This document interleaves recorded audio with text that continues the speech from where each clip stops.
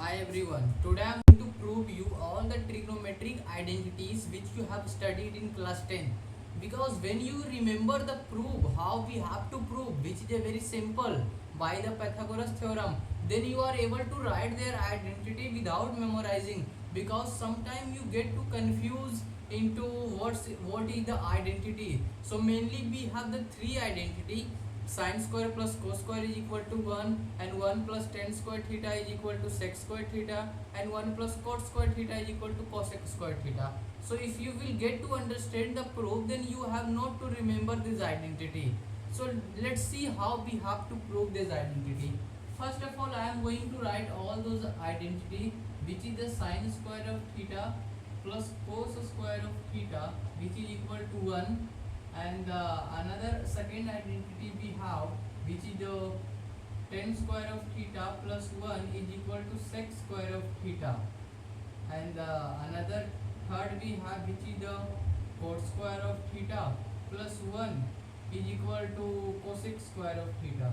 So these are the basic three identities which we have to study in class 10 in proving the chapter, in proving the multiple question based on the identities. So how we have to prove that? As you know that as we are talking about the trigonometry, then you are getting a right angle triangle. So this is the A, B and C, where this one is either a base or perpendicular and this one is the hypotenuse. Let's suppose this one is the base and this one is the perpendicular. So as you know that a relation, which is the perpendicular square plus base square is equal to hypotenuse square, which is called by the Pythagoras theorem. Pythagoras theorem. This is comes from the Pythagoras theorem. So I think you know this basic thing, which is related to the right angle triangle, and through which you have to prove those identities. So as you know that if anything you multiply both the side in a equation, then there is no effect on the equation. Let's suppose we have written the 5 is equal to 5, and as this is the right thing, we could write this one. So if we multiply the two, this side and this side, so if this side becomes the 10 and this side becomes the 10, so it becomes the 10 10. So this is also equal. So what I want to say, when you multiply anything both the side in an equation, then there is no effect in the function, because the function also remains here the same. So like this basic property you have to use here to get this three identity. So as we have the perpendicular square plus base of a square is equal to hypotenuse of a square. As we have this one, let's suppose divide this one by the p square both the side. As you could multiply both the side, but we have to get to this conclusion, which is to get this identity. So we have to use something which is convenient to us.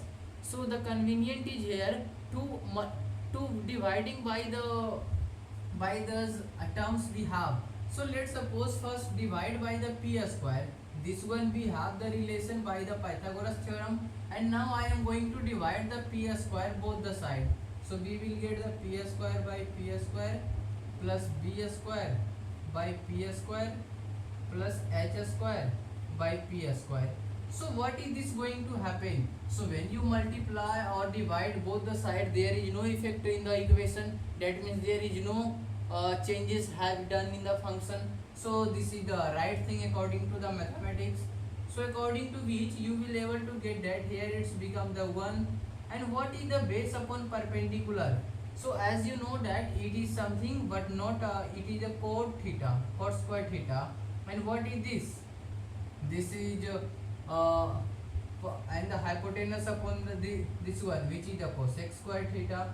So as you able to know that these identities come when we multiply by the when we divide by the p square both the side, we get identity which is 1 plus cot square theta is equal to cosec square theta. And let's suppose we have the another p square plus b square is equal to hypotenuse square.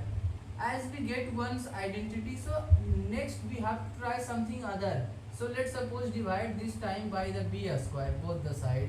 So as we divide by the b square, we will get here again the tan square theta tan square theta, and this becomes the 1 and this becomes the sec square of theta.